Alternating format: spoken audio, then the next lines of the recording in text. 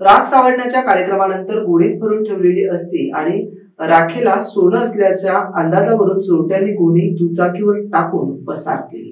ही बाब लक्षात येताच ग्रामस्थांनी दुचाकीस्वार चोरट्यांना पाठलाग केला आणि ग्रामस्थ पाठलाग करत असल्याचं लक्षात येताच चोरट्यांनी गाडी पळवली।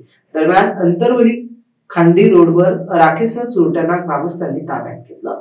चोरट्यांना जाब विचारला तर दोघांनाही पोलिसांच्या ताब्यात दिलं। पैठण तालुक्यातील कडेठाण बुद्रुक गावात ही विचित्र घटना घडली आहे।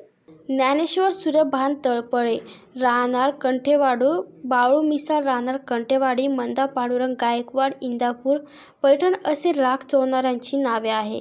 दरम्यान या प्रकरणी स्थानिकांनी दिलेल्या माहितीनुसार कडेठाण बुद्रुक येथील सीमाताई पवार यांचे अल्पशा आजाराने निधन झाले। दरम्यान अंत्यसंस्कारानंतर राख सावरण्याचा कार्यक्रम होता।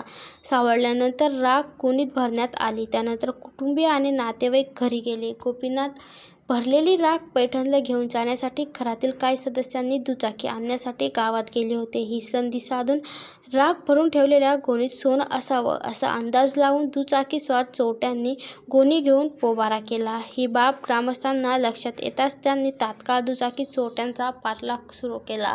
दरम्यान अंतरवाडी लाखी रोडवर त्यांना गाठून ताब्यात घेतलं। दरम्यान त्यांच्याकडून राख ताब्यात घेण्यात आली। या राखेमध्ये सोनं असल्याच्या संशयावरून त्यांनी चोरली असावी असा अंदाज पोलिसांनी वर्तवला आहे। दरम्यान या प्रकरणी पाचोडा पोलीस ठाण्यात गुन्हा दाखल करण्यात आला आहे।